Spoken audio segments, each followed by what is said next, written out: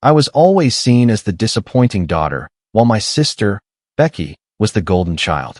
The truth about her came to light at my wedding. I, 42F, have had a prosperous career as a research professor at a prominent institution, but I have always been the disappointing daughter in my family. I had to tell my tale now, after decades of silence. Since we were small, my younger sister, Becky, 38F, has been the golden child, and their obvious partiality has finally reached a breaking point, shattering our entire family dynamic. The faint sting of comparison permeates my earliest recollections. When I was 8 years old, I recall sitting in my room, excitedly reading my scientific books, as my mother's voice could be heard downstairs. "Why can't you be more gregarious like your sister?" At the age of 6, Becky had already captured our parents' attention by entertaining their acquaintances in the living room with her theatrical acts. I spent hours disassembling and reassembling old clocks, interested in the mechanics of how things worked, while Becky was performing and receiving all the attention. It was an early pattern. I requested a chemistry set for my 10th birthday, but instead, I received some used novels because books are more practical. 2 months later, Becky expressed interest in taking dance lessons, and our parents unexpectedly found money for private instruction, complete with new ballet shoes and specially designed tutus. That same year, when I sought to join the school science club, Mom groaned about the cost and advised me to concentrate on making friends instead. In those early years, my lone family ally was my grandma, Soria. Her home, which was only a few blocks away, turned into my haven. I would spend weekends with Grandma Soria, while my parents took Becky to acting classes and dance performances. Before she retired, she taught science in high school, and she fostered my curiosity in a manner that my parents did not. "Your mind is a gift," she would say, as she taught me about the constellations from her backyard or assisted me in doing easy experiments in her kitchen. When we were teenagers, the difference in how we were treated became glaringly apparent. My renewable energy project won the state science fair when I was 14 years old. My parents said they had to take Becky to a crucial audition, so they didn't even go to the ceremony. Our parents gave Becky a lavish celebration that year, inviting the whole extended family and even hiring a photographer after she was cast in a small role in a local theatrical performance. High school was a haze of scholastic success that was not acknowledged at home. In addition to maintaining a 4.0 GPA, I served as president of the scientific club and editor of the school newspaper.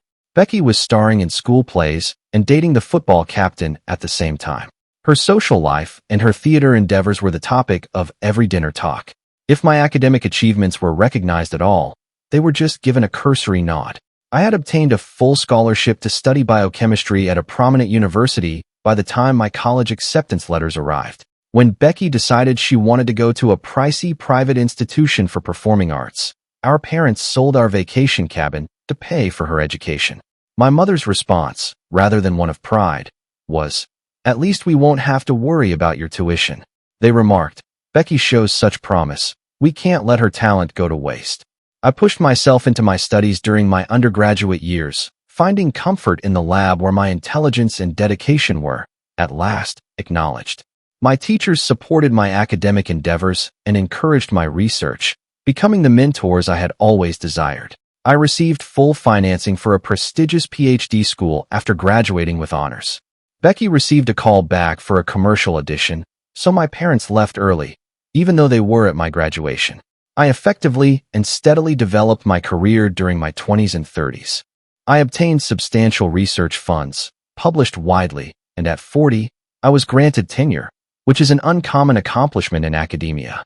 However, the topic of Becky's most recent acting career or her marriage to Kevin, a prosperous real estate developer, always came up during family get-togethers.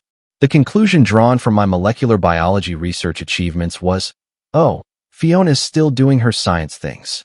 When I met Paul, a researcher in my department, I felt like I had finally found bliss. He seemed to share my enthusiasm for scientific advancement and to comprehend me. Our partnership developed organically as a result of our same interests, and we worked together on multiple papers. I believed that when he proposed last year, I would finally have a typical milestone that my family could recognize and celebrate. However, things fell apart in the most catastrophic way last week. In order to finish some data for our most recent paper, I stayed late at the lab. I discovered Paul and Becky sharing a passionate hug on his desk when I went to his office to deliver the results. My fiancé and my married sister were having an affair. Even worse than the heartbreaking betrayal was what transpired afterward. Our parents were immediately worried about Becky when I told them. My mother begged, "Please don't tell Kevin. Think about your sister's marriage. He has a prenup. She'll lose everything if this gets out." In agreement, my father said, "These things happen, Fiona. You need to be the bigger person here." I've been the bigger person for 40 years. When they held lavish celebrations for Becky but missed my birthdays, I remained silent. They flew across the nation to attend Becky's community theater performances, but I remained silent when they missed my PhD defense. When they told me I needed to learn how to be financially independent but assisted Becky in purchasing her first home, I swallowed my hurt. Amidst all of this turmoil, an unforeseen event occurred. I met Lewis at a university fundraising event 3 weeks ago. He had come to deliver the ideas for our new science facility. He is a 45M architect who creates research facilities. When I discuss my work, Lewis listens with true attention, unlike Paul, who frequently engaged in intellectual competition with me. He poses intelligent queries and discusses his own imaginative technique for creating environments that support scientific advancement. When I called my grandmother, Soria, last week to tell her about Lewis, she detected the shift in my voice. She remarked, "You sound lighter, dear. Tell me about this architect of yours."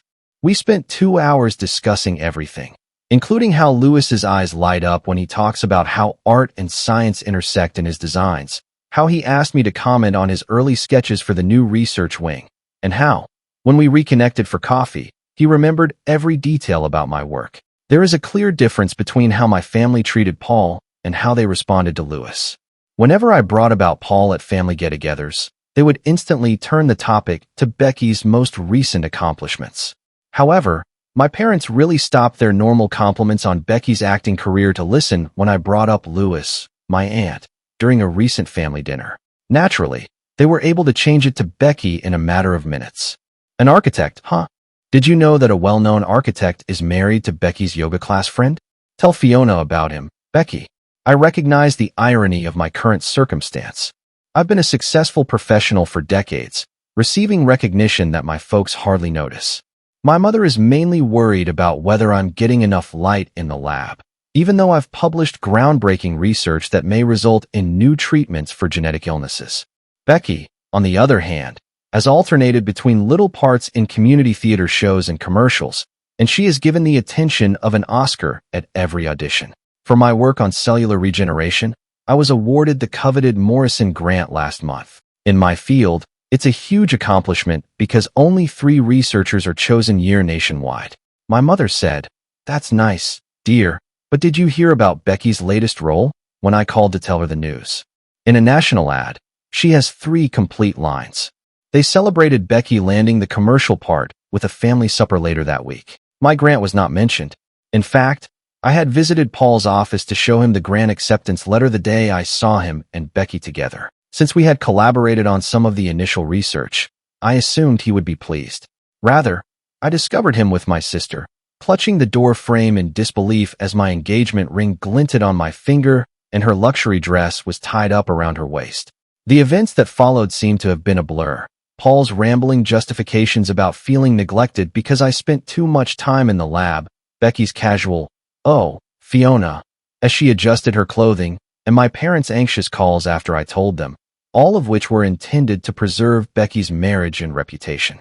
Nobody ever inquired about my emotional state. As usual, I went to my lab the following day. My haven has always been science, the one field where hard work and intelligence are regarded more highly than flamboyance, and where outcomes are more important than showmanship. I was able to spend a few hours immersed in actual problems with measurable answers as my graduate students talked about their most recent research. However, something had changed within me.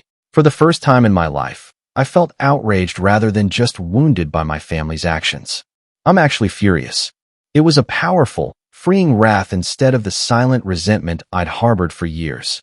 I recognized that I no longer needed their approval after glancing at the grant letter on my desk, the papers I had published, and the students eagerly awaiting my direction. It had been years since I needed it.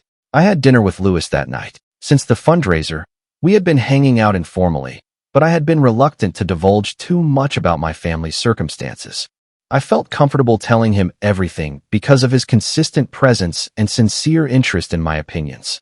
His architect's eyes were analytical and concentrated as I explained 42 years of systematic dismissal and favoritism, and he listened without interjecting. Lewis was silent for a while after I had done speaking. Then, he said something that gave me a whole new perspective on my predicament. In the field of architecture, we occasionally come across structures that appear flawless on the outside, but have serious structural problems that cannot be resolved by cosmetic remodeling. In these situations, the most considerate thing we can do is admit that the structure is no longer safe and construct a new one. I've tried being the ideal daughter, the smart researcher, the understanding sister, and I've minimized my accomplishments to avoid overshadowing Becky and downplayed them to spare my parents the cognitive dissonance of having to acknowledge them while maintaining their narrative of Becky as the special one. I've spent my entire life trying to fix a fundamentally flawed family structure. Grandma Soria, who is 92 years old and still as sharp as ever, always sees right through the dynamics of our family. Last night, I had supper with her. Your parents have spent so much time making Becky the star of their show that they've forgotten there are other stories worth telling, she added, swirling her tea with a poise that belies her advanced age. But you, my dear, have been writing your own story all along. Perhaps it's time to stop letting them edit it, she continued after taking my hand. I am writing this now because I have made up my mind. Lewis and I have been talking about getting married, not engaged yet, but headed that way. And when the time comes, I will not have a large family wedding, nor will I invite my parents or Becky, who will inevitably try to make it about her in some way. Instead, I will have a small celebration with the people who have truly supported me, including Grandma Soria, my Aunt Kyla, my coworkers who appreciate my work, and Lewis's family, who have shown me more sincere interest in 3 weeks than my own parents have in 42 years. I let Becky's attempt to call me go to voicemail yesterday, and she left a message saying that I'm overreacting to the situation with Paul and that she wanted to explain. She concluded by reminding me that she is my only sister and that families should forgive each other, which I deleted without answering. For the first time in my life, I'm putting my happiness ahead of my family's meticulously crafted story, choosing to be surrounded by people who appreciate me for who I am rather than who they wish me to be, and celebrating my accomplishments without downplaying them to stroke someone else's pride. But here's the thing. I'm a scientist, and I deal in observable facts, and the facts are that they broke up this family long ago, piece by piece, every time they chose to devalue one daughter in order to elevate the other. I know there will be fallout when my parents realize I'm serious about cutting contact. They'll probably tell everyone that I'm being dramatic, that I'm jealous of Becky's success, and that I'm destroying the family. I have my research, my students, my grants, and now, possibly, a partner who sees me clearly and values what he sees. So here I am at 42, finally prepared to do the most important experiment of my life, seeing who I can be without the weight of their expectations and disappointments. Perhaps that's more than enough. Perhaps that's everything. First update. 3 months have passed since my previous post, and a lot has transpired. Let's start with the good news. Lewis and I are officially engaged. He proposed last weekend while we were going over the final blueprints for the new research center. He had concealed the ring in a blueprint tube, and it was the ideal combination of thoughtful, subtle, and wholly us. Let me give you a little background so you can see how far I've come. After the Paul and Becky disaster, I threw myself into the new research facility project, and working with Lewis became my haven. As my family called me nonstop to ask me to forgive Becky and keep the peace, Lewis and I spent long hours talking about how to create the ideal laboratory spaces.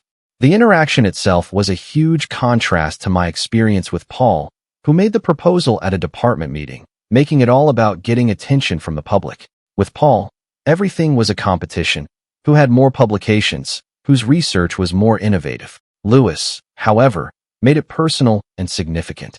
My Aunt Kyla, who was sincerely delighted for us, sent the bad news to my parents, and within hours, my phone was overflowing with messages. Why didn't you tell us you were seeing someone serious? Was Mom's initial reaction rather than congratulations. Becky may have compared you to her friend's architect spouse. The guilt-tripping then began. We should have been the first to know. We, your parents. It didn't matter that they hadn't inquired about my life once in the 3 months since the Paul incident. They were too preoccupied with helping Becky cope with the anxiety of possibly being discovered having another affair. Mom called in tears, claiming that I was denying Becky her position as maid of honor and family tradition. When I reminded her that Becky wasn't even invited, she fell silent for a full minute before giving a speech about forgiveness and family ties. That's when the real drama began. Kevin has been aloof ever since Paul, my ex-fiancé, began working as a personal trainer at his company's fitness center. Yes, you read correctly. Paul quit academia to pursue a career in personal training. It seems that he and Becky have been seeing each other at the gym.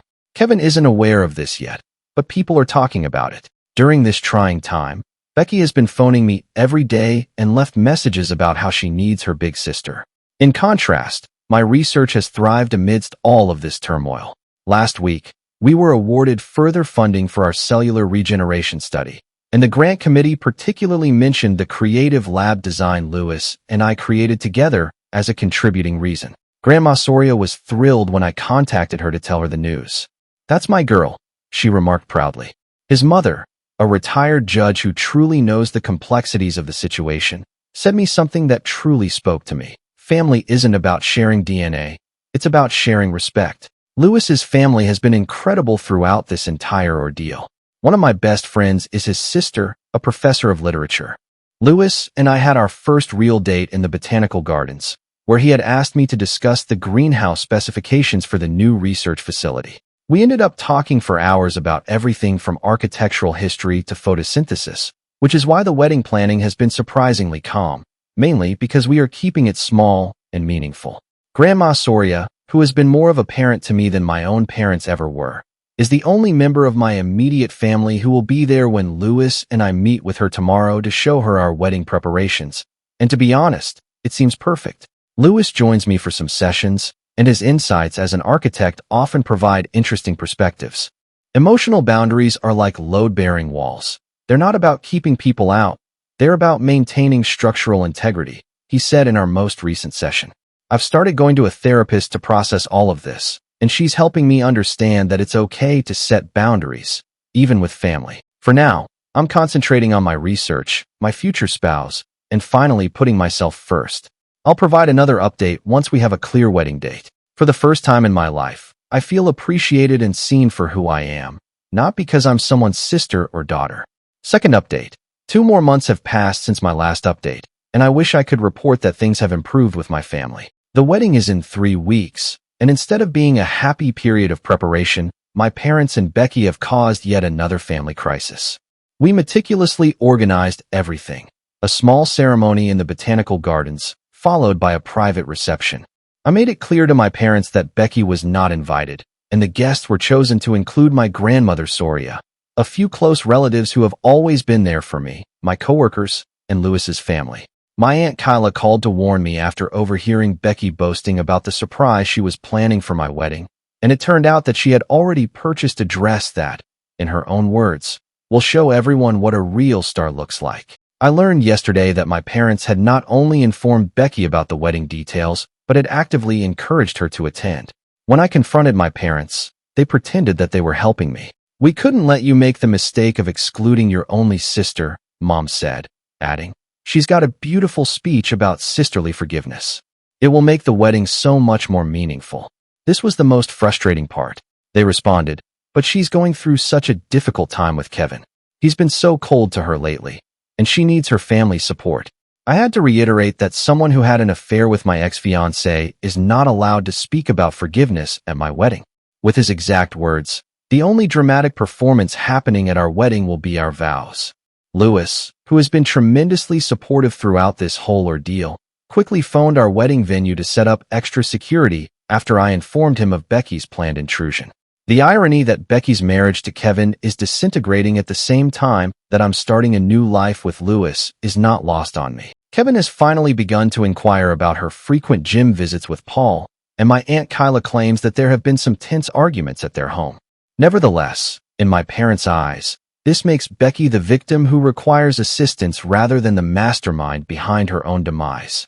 In addition to the gym, my colleague noticed Paul and Becky eating lunch together at a cafe close to the university, looking very intimate. I brought this up to my mother in the hopes that she would finally notice the pattern, but she dismissed it as Becky being a supportive friend to someone going through a career change. My parents tried a new strategy this week. Dad, who has never shown up at my lab without warning in my academic career, tried to persuade me that keeping Becky out would create a rift that can never be healed. The rift was created when you consistently chose her over me. It was widened when you dismissed her betrayal of my trust, I said, looking at him standing there. This man who had never taken an interest in my work. Don't worry about Becky, Grandma Soria, bless her, assured me. I'll be stationed at the entrance. She wouldn't dare try to get past me. Grandma Soria, who is 92 years old and still sharp as a tack and doesn't take foolish people well, offered to run interference on the wedding day. My research lab has become my haven during all of this chaos. The clarity of data analysis and the precision of scientific work are a welcome contrast to the emotional manipulation I'm dealing with at home. Lewis's brother, who works in private security, has also arranged for a few colleagues to be present, disguised as guests. I've hired additional security for the wedding, though it pains me that I have to protect my own wedding from my sister's intrusion. The venue has been given photos of Becky and strict instructions not to allow her entry. 3 weeks before the wedding, I should be thrilled about marrying the amazing man who supports my career, knows my boundaries, and loves me for who I am. But instead, I'm planning how to prevent my own sister from ruining my wedding day. My graduate students have noticed my increased presence in the lab, but they've been incredibly supportive. I will provide another update following the wedding. Regardless of Becky's presence, I am getting married to Lewis. I will no longer allow my family's drama to overshadow my happiness. Third update. Yesterday was the wedding, and while I wish I could say everything went well, my family did manage to pull off one last dramatic moment. But this time, something unexpected happened. The truth was revealed, and the fallout was both painful and freeing. Becky, as usual, wore a white dress that looked more appropriate for a red carpet event than a morning garden wedding. And our parents showed up at the botanical gardens despite all our precautions, my mother sobbing uncontrollably about how cruel it was to exclude them, while my father tried to reason with the security team. When Grandma Soria and Lewis's sister came, I was in the bridal suite with them, and as I saw the chaos at the door through the window, something inside of me finally broke. It all came to a head when I stepped out to the entrance, still wearing my wedding dress. After years of being the nice daughter, being silent as they denigrated me, and watched them justify Becky's actions. Fiona, how could you do this to me? I'm your sister. I came here to support you, to show you how much I love you, Becky said as she launched into her performance. When she saw Kevin's car arrive into the parking lot, she stopped talking. Yes, it was Kevin, her husband, who had reportedly followed her there. A scene from a movie played out when Kevin confronted Becky about her relationship with Paul. Despite her best efforts to deny it, Paul called her phone, which was on speaker, and everyone heard him ask whether she would still be coming over later. My mother then turned to me and exclaimed, "Look what you've done. If you had just invited your sister properly, none of this would have happened." Rather than confronting Becky about her actions, the last straw was that. I answered in a surprisingly composed voice. "No, Mom, these are her decisions, not mine. She chose to have an affair with my fiancé while she was married, to attend my wedding without being invited, in white, and to keep seeing Paul behind Kevin's back. 3 years ago, I found Becky and my then fiancé, Paul, together in his office. I began, turning to our guests. When I told our parents, they never once asked how I was feeling. They were only concerned with protecting Becky's marriage because Kevin has a prenuptial agreement. Kevin's expression changed from hurt to angry. A prenup? Is that why you've been pretending everything's fine? He asked Becky, who revealed everything through mascara and tears. The affair with Paul had been going on before he and I were engaged, and she had pursued him out of boredom and because she couldn't stand that. For once, I had something she didn't. My parents, who were still apparently more worried about Becky's failing marriage than their other daughter's wedding day, followed as Kevin turned and left without saying another word, and Becky ran after him while yelling his name. Following their departure, an extraordinary event occurred. The remaining guests, which included my coworkers, Lewis's family, Grandma Soria, and the relatives who had consistently witnessed Becky's deception, surrounded us in a protective circle. Lewis's mother, a retired judge, then asked, "Now, shall we have a wedding?" Lewis's vows moved me to tears.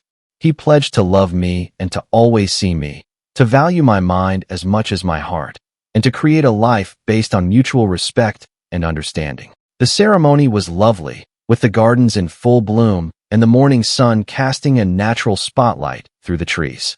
My Aunt Kyla told me today that Kevin is divorcing Becky, and the prenuptial agreement means she will receive nothing. My parents are inconsolable, trying to find out how to support her, but for the first time in my life, I don't feel compelled to join in the drama. In between hiking excursions and wine tastings, Lewis and I will be visiting some of the most cutting-edge research facilities in the world on our 2-week honeymoon in New Zealand, which is the ideal fusion of science and leisure, much like us. Some of the most significant experiments are the ones where everything goes wrong, but you end up discovering something revolutionary, Grandma Sawyer observed when she called to see how I was doing this morning. As always, she is correct. Amid all of that craziness, I found my own strength. I'm not sure what the future holds for my family, but I'm concentrating on my new life with Lewis, my research, and the family we've chosen, one based on genuine love and respect for one another rather than duty and rivalry. I have a feeling my parents will eventually try to get in touch with me, most likely to ask me to help Becky get back on her feet. It's time to begin my honeymoon with my amazing spouse, who loves me because of my commitment to science, not in spite of it. This will be my last update. Cheers to fresh starts, unambiguous boundaries, and, at last, the freedom to be who I truly am. Thank you for watching. If you haven't subscribed yet, please do so and hit the notification bell to stay updated with more shocking real-life stories happening around you.